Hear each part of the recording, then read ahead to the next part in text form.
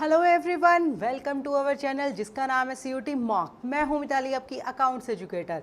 तो बच्चों, जैसा कि हम लोग अपना चैप्टर कर रहे हैं issue and redemption of debentures, बच्चा इसके हमने अपने 2 टॉपिक्स कवर कर लिए थे, जहां हमने देखा था डिबेंचर्स होता क्या है और उसको हम इशू कैसे करते हैं। हमने देखा जब हमने इशू किया तो जैसे हम शेयर्स को इशू करते थे, सेम उसी तरीके से बच्चा हम डिबेंचर्स को भी इशू कर सकते थे। अब बच्चा आज हमारा कंसेप्ट रहता है ओवर सब्सक्रिप्शन, और साथ ही साथ हम 1-2 कंसेप्ट्स और कर लेंगे। अब ओवर सब्सक्रिप्शन क्या होता है बच्चा, ये भी हमने शेयर कैपिटल वाले चैप्टर में हमारा किया था, तो वैसे तो आपको पता ही होगा, बट फिर भी एक हल्का सा आइडिया यहाँ ले लेते हैं। ठीक है, देखिए ओवर सब्सक्रिप्शंस बेसिकली जैसे शेयर्स में था कि जब आपने शेयर्स को इश्यू करा है और पब्लिक ने ज़्यादा शेयर्स के लिए सब्सक्राइब किया या फिर अप्लाई कर दिया है, तो बेसिकली मतलब आपने इशू करे थे 10,000 और शेयर के लिए एप्लीकेशंस कितनी आ जाती है बच्चे, 15-20 हज़ार, तो दैट इज़ ओवर सब्सक्रिप्शन। बिल्कुल सेम डिबेंचर्स में है भाई, हमने 10,000 डिबेंचर्स इशू करे थे, बट जो हमारे पास एप्लीकेशन आई वो 12, 13, 14, 15 हज़ार कितने की भी आ चुकी है, तो वो सिचुएशन कहलाएगी बच्चा over subscription of debentures. Done. तो देखिए, when the number of debentures applied for is more than the number of debentures offered to the public, the issue is said to be the over subscribed. Done. A company can't allot more debentures than it has invited for subscription। जिस तरीके से हम ज़्यादा shares नहीं allot कर सकते, same उसी तरीके से हम डिबेंचर्स भी ज़्यादा अलॉट नहीं कर सकते हैं। The excess money received on over subscription can be retained for adjustment towards calls और and the respective calls to be made. हम अलॉटमेंट और कॉल्स दोनों पे एक्सेस मनी को एडजस्ट कर सकते हैं, जैसे हम शेयर्स के टाइम पे बच्चा करते थे। The money received from applicants to whom no debentures have been allotted will refunded to them. बिल्कुल सेम, जिस तरीके से किसी को हमने कोई शेयर्स अलॉट नहीं करे तो हम उसका सारा पैसा रिफंड कर देते थे, सेम हम यहाँ करेंगे। अगर किसी को कोई डिबेंचर्स इशू नहीं किए हमने, तो वो डिबेंचर्स अलॉट नहीं करे तो हम वो सारा पैसा उसको रिफंड कर देंगे। बिल्कुल सेम वही कंसेप्ट है बच्चा, बस वर्ड बदल जाएगा, शेयर की जगह क्या आ जाएगा, डिबेंचर आ जाएगा। क्लियर है? एक छोटा सा क्वेश्चन हम करके देख लेते हैं क्या रहेगा। देखिए, 10,000 डिबेंचर्स इशू हुए हैं, इशू 10,000 5% डिबेंचर्स। ये 5% क्या है बच्चा, इंटरेस्ट रेट है, of ₹10 each, payable ₹4 on application and 6 on allotment. 4 रुपये एप्लीकेशन पे, 6 रुपये अलॉटमेंट पे। The public applied for 14,000 debentures. Public ने कितने अप्लाई किया बच्चा, 14,000।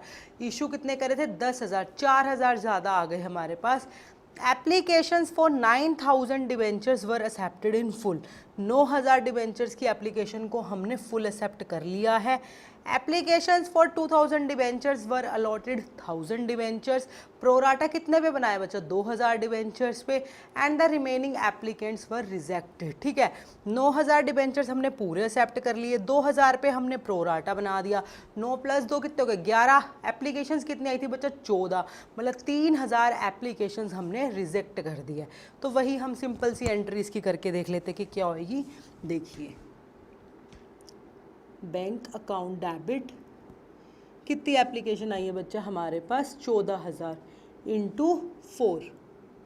ठीक है, 2 डिबेंचर्स एप्लीकेशन अकाउंट।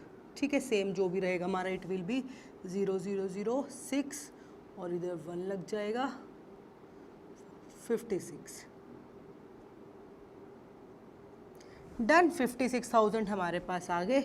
अब नेक्स्ट एंट्री हम क्या करेंगे, इसको ट्रांसफ़र करने की डिवेंचर्स अकाउंट में। कितने है बच्चा, 56,000। ठीक है, तो अब जो आपके 12% डिवेंचर्स है, इसमें कितना पैसा जाएगा बच्चा, 10,000 से रिलेटेड ही जाएगा सिर्फ। क्यों? क्योंकि हमें पता है इतने ही शेयर्स हमारे इशू हुए हैं।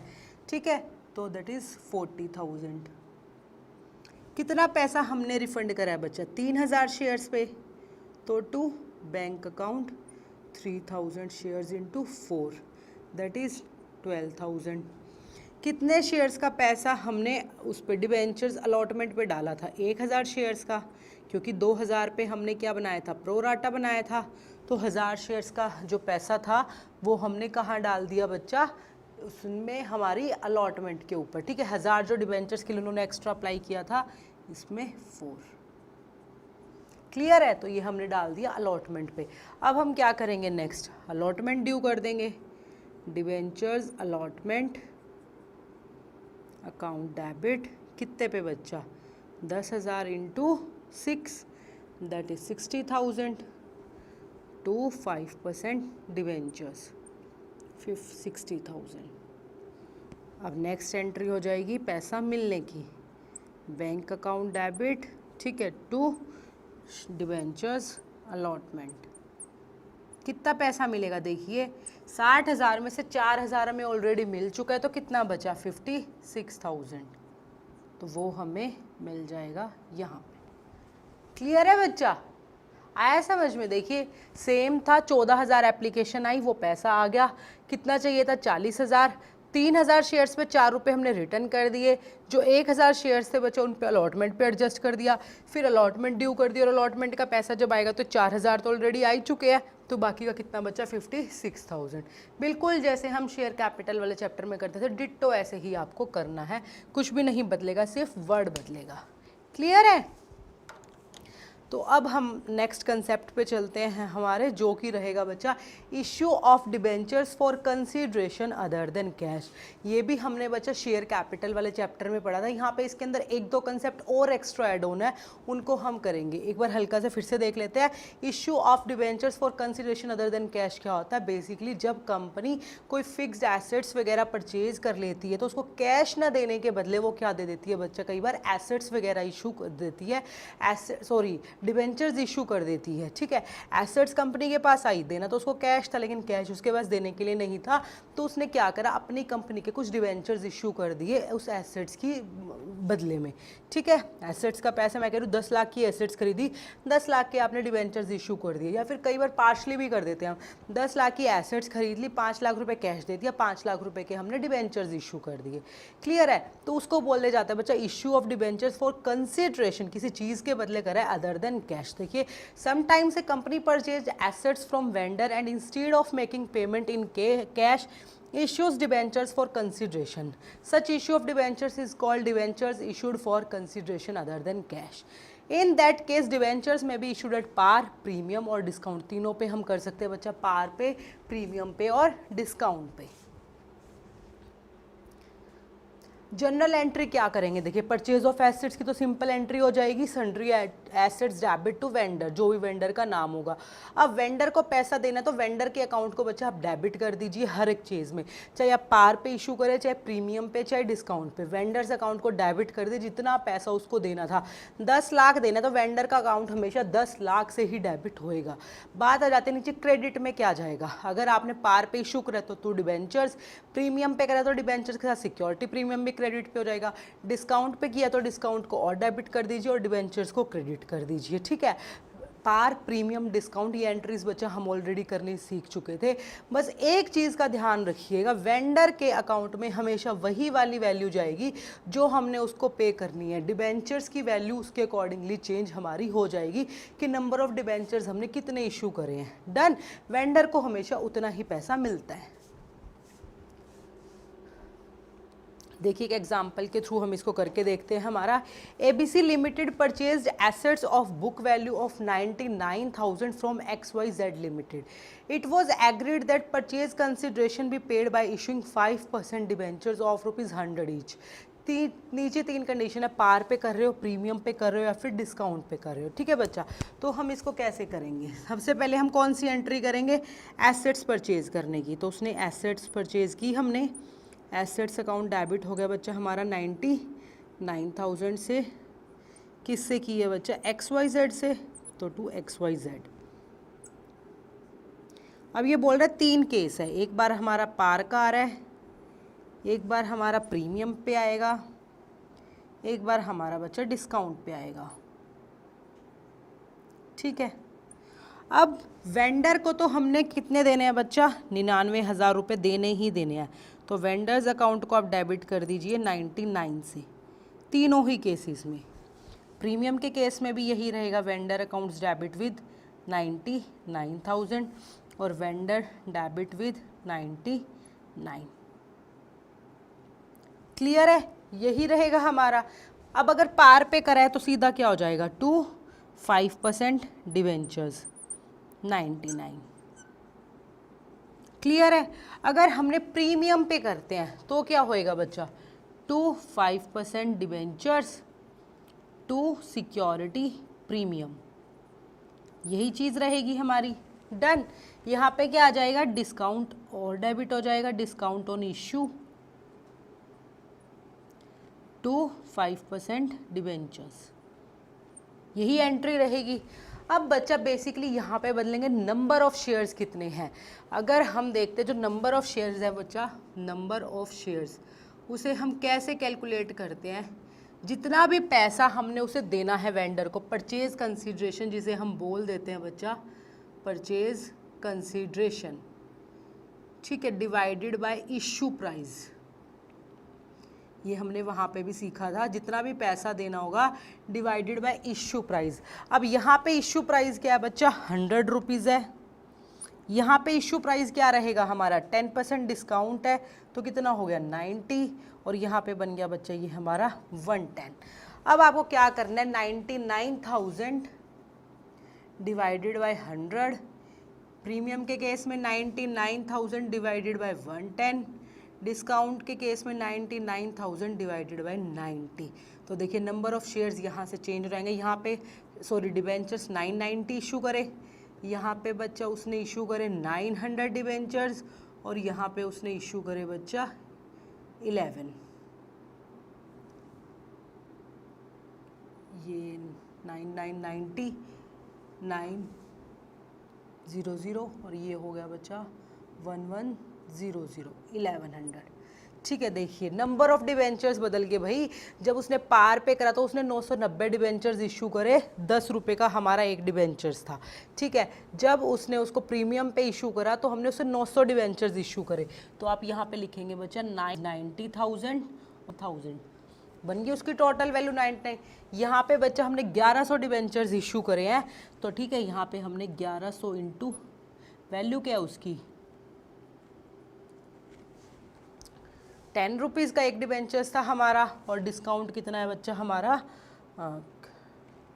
100 ईच है ना, 100 ईच, तो एक वैल्यू और 0 और 1100 डिबेंचर्स पे 10 रुपये का हमारा डिस्काउंट है, दैट इज़ 11,000। क्लियर है। 99 प्लस 11 कितना हो गया बच्चा हमारा 109 109 और 2 11 हो जाएगा। डन। तो इस तरीके से बच्चा हमारा क्वेश्चन किया जाएगा जब अगर पार पे इशू कर रहा है, प्रीमियम पे कर रहा है और डिस्काउंट पे इशू कर रहा है डिवेंचर्स को। क्या बदलेगा बच्चा, बेसिकली नंबर ऑफ डिवेंचर्स जो इशू किए जाएंगे वो बदलेंगे। वेंडर्स का अकाउंट हमेशा उस अमाउंट से डेबिट होगा जितने से हमने उससे एसेट्स लिए या फिर उससे परचेज कंसिडरेशन हमें देना है। जो नंबर इशू प्राइस है वो बदलता रहेगा, प्रीमियम पे करा तो बदल गया, डिस्काउंट पे करा तो पार पे रहेगा, तो ये तो उस अकॉर्डिंगली नंबर ऑफ डिवेंचर्स बदलेंगे, तो उस अकॉर्डिंगली हमें क्वेश्चन करना होगा। क्लियर है। ये वाला कंसेप्ट तो बच्चा अभी तक हमने वैसे अपने शेयर्स वाले चैप्टर में पढ़ ही लिया था। इसके अंदर जो एक दो चीज़ें ऐड ऑन हो जाती है हम वो देखते हैं। देखिए समटाइम्स ए कंपनी में परचेज द एसेट्स, कई बार क्या होता है बच्चा, जो कंपनी है वो एसेट्स को परचेज करती है as well as take over its liabilities of another concern. साथ ही साथ एसेट्स तो खरीदती है उस कंपनी की बच्चा लाइबिलिटीज़ भी खरीद लेती है। अब अगर कंपनी ने लाइबिलिटीज़ खरीदी है तो मतलब वो पैसा वो देगी, जो उस कंपनी को पैसा देना था हमारी कंपनी को देना पड़ेगा। तो it happens usually in case of purchase of the whole business of other concern. Normally जब हम पूरा बिजनेस ही एक्वायर कर लेते हैं तो बच्चा हम उस कंपनी की एसेट्स भी एक्वायर कर लेते हैं और उसकी लाइबिलिटीज़ भी एक्वायर कर लेते हैं। अब एसेट्स का पैसा हमें उस कंपनी को देना है लेकिन उसकी लाइबिलिटी भी हमें देनी पड़ेगी, तो हम एसेट्स में से बच्चों लाइबिलिटीज़ को बेसिकली माइनस करते हैं। ठीक है, देखिए in such a situation the purchase consideration will be equal to the value of net assets, that is assets minus liabilities taken over. And if the whole amount of consideration is paid by issue of debentures, the journal entry for the purchase of business क्या रहेगी, sundry assets debit to sundry liabilities to vendors। देखिए हमने जो यहाँ पे assets to vendor किया था, assets भी ले ली, vendor भी ले लिया, बस यहाँ पे liabilities और ले लिया, तो हम liabilities भी ऐड बच्चा कर देंगे। मैं कह रही हूँ मैंने एक कंपनी की बच्चा 10 लाख रुपए की एसेट्स ले ली, 5 लाख रुपए की उसकी लाइबिलिटीज़ ले ली, 10 लाख की एसेट्स ले ली, 5 लाख रुपए की लाइबिलिटीज़ ले ली, तो मुझे कंपनी को कितना पैसा देना पड़ेगा, सिर्फ 5 लाख रुपए। तो मेरा परचेज कंसिडरेशन क्या बन गया बच्चा 5 लाख रुपए, क्योंकि उसकी जो लाइबिलिटी थी 5 लाख की है वो भी तो मेरी होगी ना, बेसिकली हम वो थर्ड पार्टी को पे करेंगे। क्लियर है। तो अगर आपने पूरा एसेट्स पूरा बिजनेस एक्वायर कर लिया है तो एसेट्स और लायबिलिटीज़ दोनों हमारे पास आ जाती है। देखिए इसको एक क्वेश्चन के थ्रू करके देख लेते हैं। ABC limited acquired assets of ₹20 lakhs and took over creditors of ₹2 lakh from XYZ limited, ठीक है। And ABC limited issued 10% debentures of ₹100 each at par as purchase consideration. तो देखिए हमारा क्या रहेगा बच्चा, यहाँ पे हम इसको यहाँ कर लेते हैं। एसेट्स लिए मैंने, assets account debit with 20 lakh, ठीक है, टू क्रेडिटर्स, कितने के क्रेडिटर्स लिए बच्चा मैंने, 2 lakhs के, एंड टू XYZ लिमिटेड। तो मेरा परचेज कंसिडरेशन क्या बना बच्चा, 20 लाख की एसेट्स थी, 2 लाख रुपए के क्रेडिटर्स, तो 18 lakhs। क्लियर है। अब हम क्या करते हैं, सेकंड एंट्री, इसको शेयर्स इशू करने की। XYZ लिमिटेड डेबिट कितने से बच्चा, 18 लाख से। क्यों, अब मेरा परचेज कंसिडरेशन कितना है, 18 lakhs, और मैंने उसे 10% डिवेंचर्स इशू कर दिए बच्चा पार पे। तो ये होगी हमारी एंट्री। सेम अगर प्रीमियम पे करता तो आप इसके अकॉर्डिंगली चेंज करते रहते, जैसे हमने यहाँ 99 रखा था, हम यहाँ 18 lakhs रख के करते रहते, तो उस तरीके से हमारी वैल्यूज चेंज हो जाती। डन। तो इस तरीके से मुझे करके दिखाने की ज़रूरत नहीं है, हमने वो कंसेप्ट आपको करा दिया है, ठीक है। यहाँ पे बेसिकली हमने एसेट्स एक्वायर की, साथ में हमने उसकी लाइबिलिटीज़ भी एक्वायर की, वो वाली चीज़ थी। तो बेसिकली जब ये वाली एंट्री करोगे तो इससे आपको समझ आ जाएगा कि परचेज कंसिडरेशन की अमाउंट कितनी बनती है। आपको एग्जैक्ट 20 लाख नहीं लेना कि मैंने 20 लाख की एसेट्स परचेज कर ली और फिर आप यहाँ पे 20 लाख रुपए उसको पे करोगे, नहीं। हमने उसकी लायबिलिटीज़ भी टेक ओवर की है, तो लायबिलिटीज़ को माइनस करके जो नेट एसेट्स बनेगी वो हमारी बन जाएगी बच्चा परचेज कंसिडरेशन। क्लियर है, एसेट्स माइनस लायबिलिटीज़। डन। तो इस तरीके से ये हमारा किया जाता है। अब इसी के अंदर एक और हमारा अलग कंसेप्ट आ जाएगा बच्चा, जब हम कंसिडरेशन अदर देन कैश ही कर रहे हैं, उसमें हमारा एक और कंसेप्ट ऐड ऑन हो जाता है, ये वाला। अब ये क्या होता है, हम इसको और देख लेते हैं। देखिए, in case of the whole business, जब हमने पूरा बिजनेस एक्वायर किया है, जैसे अभी हमने एसेट्स लायबिलिटीज़ वाला पढ़ा, ठीक है, being taken over if the amount of debentures issued, आपको उसने वहीं पे बता दिया भाई हाँ आपने इतने डिवेंचर्स इशू करे हैं। If the amount of debentures issued is more than the amount of net assets taken over, ठीक है। अगर हमने जो डिवेंचर्स इशू करे हैं और जो हमने उसका नेट एसेट्स लिया था, फिर जिसको हम परचेज कंसिडरेशन बोल रहे हैं, वो ज़्यादा है, तो difference will be treated as value of goodwill and the same shall be debited while passing the journal entry for the purchase. तो वो एक्स्ट्रा अमाउंट क्या हो जाएगी बच्चा, हमारी गुडविल हो जाएगी। But if it is the other way round, that is the value of debentures is less than the value of net assets, debentures की वैल्यू लेस है, कम है हमारी नेट एसेट्स, तो मिस लायबिलिटी साइड कुछ pending है, तो liability side को हम क्या लेंगे बच्चा, हमारी कैपिटल रिजर्व में ट्रांसफर कर देंगे उस बैलेंस को। नंबर ऑफ डिवेंचर्स इशूड वही purchase consideration divided by issue of price. Clear है बच्चा। बेसिकली ये हमें क्या बोल रहा है, ये हमें बोल रहा है बच्चा, जब हमने पूरा बिजनेस एक्वायर किया, जैसे ही हमने पूरा बिजनेस एक्वायर किया, उसकी एसेट्स भी लायबिलिटीज़ भी सब कुछ एक्वायर कर लिया, और जो हमने उसे नंबर ऑफ डिबेंचर्स इशू करे हैं वो हमारे परचेज कंसिडरेशन से बिल्कुल इक्वल मैच नहीं कर रहे हैं। जैसे हमने यहाँ पे किया था ना, अगर मैं देखूँ मैंने यहाँ पे उसको कितने डिबेंचर्स इशू करे होंगे, 18 lakhs थे, 18 lakhs divided by issue price क्या था बच्चा, 100 थे, तो यहाँ पे डिबेंचर्स आने थे बच्चा 18,000 डिबेंचर्स, ठीक है। अगर हमें क्वेश्चन में बोल दिया भाई उसने उसको 17,000 डिबेंचर्स इशू करे हैं या फिर उसको 19,000 डिबेंचर्स इशू करे हैं, तो अब परचेज कंसिडरेशन जो डिबेंचर्स की अमाउंट है उसके अकॉर्डिंगली बच्चा बदल जाएगी। ऑब्वियसली बात है, परचेज कंसिडरेशन बदल गया हमारा। तो वो क्यों बदला है बच्चा, क्यों, क्योंकि कुछ ना कुछ यहाँ पे पेंडिंग है। तो अगर आपकी बैलेंसिंग फिगर बच्चा एसेट डेबिट साइड आती है तो वो हमारी रहेगी गुडविल, और अगर हमारी बैलेंसिंग फिगर लायबिलिटीज साइड आती है, क्रेडिट साइड आती है, तो हमारी बैलेंसिंग फिगर रहेगी बच्चा कैपिटल रिजर्व। क्लियर है, क्या रहेगी, कैपिटल रिजर्व। तो ये डिपेंड करेगा हमने डिवेंचर्स कितने इशू करें, कम करें या ज़्यादा करें, उसके अकॉर्डिंगली डेबिट साइड रही तो गुडविल आ जाएगी, क्रेडिट साइड रही तो हमारी क्या आ जाएगी बच्चा, कैपिटल रिजर्व। एक एग्जाम्पल के थ्रू हम इसको करके देखते हैं जिससे ये आपको बिल्कुल क्लियर हो जाएगा। तो देखिए बच्चे एक एग्जाम्पल के थ्रू करके देखते हैं। हमें पता है जो डिबेंचर्स होते हैं वो कैसे निकलेंगे, purchase consideration divided by issue price. तो हमारा फर्स्ट एग्जाम्पल है, देखिए BP limited purchase building worth of rupees 150 1,50,000, machinery 1,40,000, furniture 10,000 from YZ limited and took over its liabilities of 20,000 for a purchase consideration of बचा 3,15,000। यहाँ पे उसने आपको purchase consideration बता दिया है। BP limited paid the purchase consideration bye issuing 9% debentures of ₹100 each eight A premium of 5%। तो देखिए कैसे रहेगा, आपने क्या क्या परचेज किया बच्चा। सबसे पहले हमने खरीदी बिल्डिंग अकाउंट डेबिट, और हमने क्या खरीदा है बच्चा, मशीनरी अकाउंट डेबिट, और हमने खरीदा है बच्चा फर्नीचर अकाउंट डेबिट। देखिए मशीनरी हमने लिया बच्चा 150 की, और हमने मशीनरी लिया 140 की, बिल्डिंग 150 की, फर्नीचर है बच्चा हमारा 10,000 का, ठीक है। और लाइबिलिटीज़ ली है 2 लाइबिलिटीज़ कितने की ली है बच्चा, हमने 20,000 की।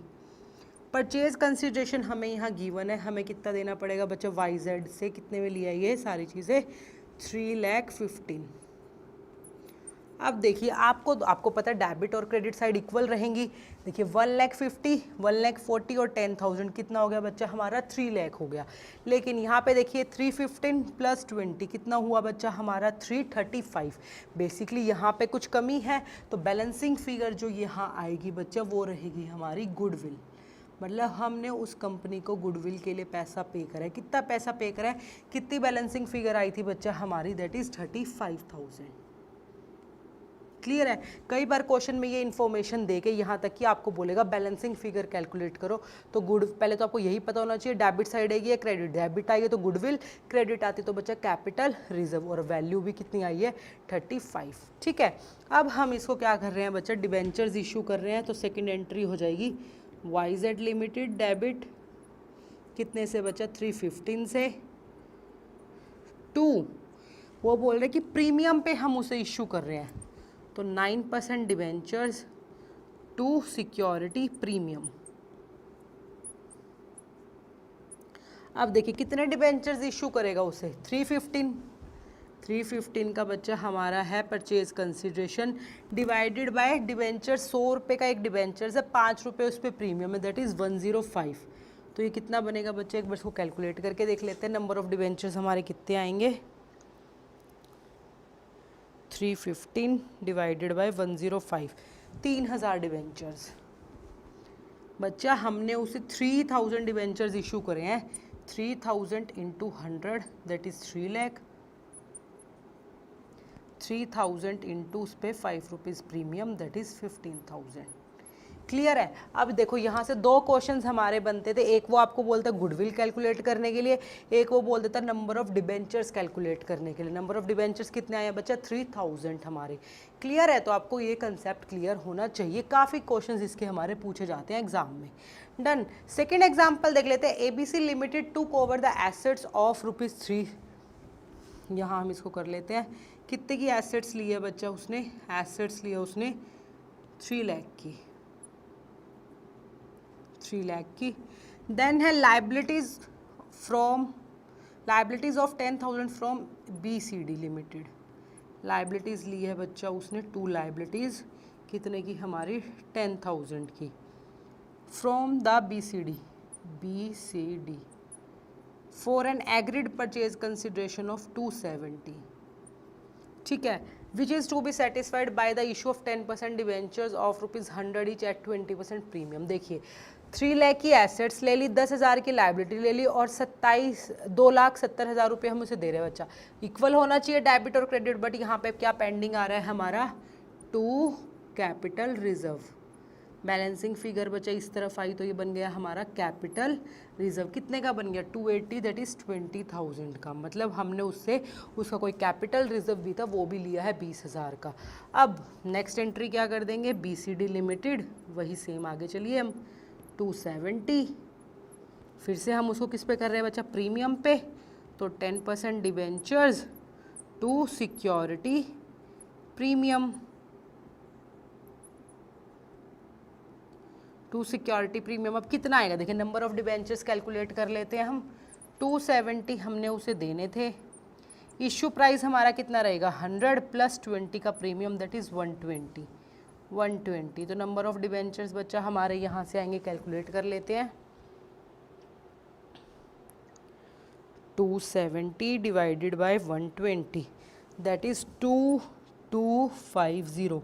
इतने डिबेंचर्स बच्चा हमने उसे इशू करे हैं, तो ये हो जाएगा हमारा 2250 इंटू 100, और ये हो जाएगा बच्चा हमारा 2250 इंटू 20। तो ये हमारा बनेगा बच्चा इंटू 20 करके 45,000, और ये हमारा बन जाएगा वही सेम 225000। डन। बेसिकली हमने उसे जब प्रीमियम पे इशू करे हैं तो उसको तो वेंडर को तो इतना ही मिलेगा 270। डिबेंचर्स कितने के गए बच्चा, 2250 डिबेंचर्स। 2250 डिबेंचर्स हमने इशू करे, तो डिबेंचर्स की नॉमिनल वैल्यू क्या हुई हमारी 100, और साथ ही साथ 20 रुपये का सिक्योरिटी प्रीमियम हो गया 45। 225 प्लस 45 बन गया बच्चा हमारा 270। तो देखिए सेम यहाँ से भी दो क्वेश्चन क्रिएट हो जाते हैं। फर्स्टली बैलेंसिंग फिगर बोल दिया, सेकेंडली आपको बोल दिया नंबर ऑफ डिबेंचर्स कैलकुलेट करने के लिए। अगर कुछ और बोलना चाहे, सिक्योरिटी प्रीमियम कितना बन रहा है, 10% डिबेंचर्स में कितनी अमाउंट जाएगी। तो इस तरीके से बच्चा हमारे एग्जाम में किसी भी तरीके से क्वेश्चन पूछ सकता है। तो आपको पूरा कंसेप्ट अच्छे से आना चाहिए। ये नहीं है कि MCQ बेस्ड है तो भी इतने बड़े बड़े कंसेप्ट नहीं पूछे जाएंगे, वो कुछ भी आपसे पूछ सकते हैं। क्लियर है बच्चा। तो इस तरीके से हमारे जो डिबेंचर्स है वो इशू किए जाते हैं बच्चा, consideration for other than cash. किस तरीके से हमने करा, 2-3 अलग कंसेप्ट हमने बच्चा इसमें करके देख लिए अपने। क्लियर है। तो ये था बच्चा बेसिकली हमारा आज का टॉपिक, जहाँ पे हमने पढ़ा ओवर सब्सक्रिप्शन, बिल्कुल सिंपल था। फिर हमने issue of debentures for consideration other than cash पढ़ा। पहले हमने सिंपली तरीके से पढ़ा, फिर एसेट्स के साथ अगर लाइबिलिटीज़ ले लिया तो पढ़ा, और अब हमने पढ़ा अगर एसेट्स और लाइबिलिटीज़ परचेज कंसीडरेशन के साथ गिवन है तो कुछ ना कुछ बैलेंसिंग फिगर जो आएगी वो कहाँ आएगी, और किस तरीके से डिबेंचर्स हम कैलकुलेट करते हैं। Purchase consideration divided by issue price रहेगा बच्चा, हमेशा ये ध्यान रखना। फेस वैल्यू या नॉमिनल वैल्यू नहीं रहेगी, हमेशा इशू प्राइस रहेगा। अगर डिस्काउंट पे किया तो डिस्काउंट को माइनस करके, पार पे किया है तो पार और नॉमिनल तो सेम ही हो जाता है, और अगर प्रीमियम पे किया तो प्रीमियम को ऐड करके जो भी प्राइस रहेगा दैट इज इशू प्राइस, तो उससे डिवाइड करके नंबर ऑफ डिबेंचर्स हमेशा निकलेंगे। वेंडर का अकाउंट जितने का उससे सामान लिया था, जो परचेज कंसीडरेशन रहेगा हमेशा उससे डेबिट किया जाएगा, उसमें कोई भी चेंज नहीं होएगा, ये याद रखिएगा। क्लियर है बच्चा। तो ये था बेसिकली हमारा आज का लेक्चर। अब इस पे बेस 2 क्वेश्चन देख लेते हैं जो आपको घर से करने होंगे। वो दोनों क्वेश्चंस रहेंगे बच्चा हमारे ये, इनको हम अपने नेक्स्ट लेक्चर में डिस्कस करेंगे। अब देख लेते हैं जो प्रीवियस लेक्चर में हमने आपको 2 क्वेश्चंस दिए थे वो क्या थे बच्चा। वो दोनों क्वेश्चंस थे हमारे ये, देखिए फर्स्ट था which account will be debited at the time when amount is received on issue of debentures. जब अमाउंट रिसीव्ड होएगी तो हम कौन सी ट्रांजैक्शन करते हैं बच्चा, क्या जर्नल एंट्री करते हैं, bank account debit to debentures account, तो बैंक अकाउंट हमारा डेबिट हो जाएगा। क्वेश्चन नंबर सेकंड था एक company made an issue of 10,000 debentures, 9% debentures of ₹100 each. 10,000 debentures issue करे थे 92 पर डिबेंचर पे। द अमाउंट ऑफ डिस्काउंट आपसे पूछी थी बच्चा, 100 रुपये का शेयर था, 92 में उसने इशू करा, मतलब 8 रुपये का डिस्काउंट हो गया, तो 10,000 इंटू 8 दैट इज 80,000। क्लियर है। तो option number A is the correct answer. तो ये था बच्चा हमारा आज का लेक्चर, जहां हमने ओवर सब्सक्रिप्शन और साथ ही साथ हमने पढ़ा issue of debentures for consideration other than cash. Shares वाले में भी हमने सेम कंसेप्ट्स बच्चा अपने पढ़े थे। अब मिलेंगे अपने नेक्स्ट लेक्चर में, जहां शुरू करेंगे अपना नया टॉपिक। ये टोटली हमारा नया रहेगा, कोलेटरल सिक्योरिटी वाला, और डिबेंचर्स को इंटरेस्ट कैसे देते हैं वो हम साथ में सीखेंगे। तो मिलेंगे बच्चा अपने नेक्स्ट लेक्चर में। Till then bye bye everyone, take care.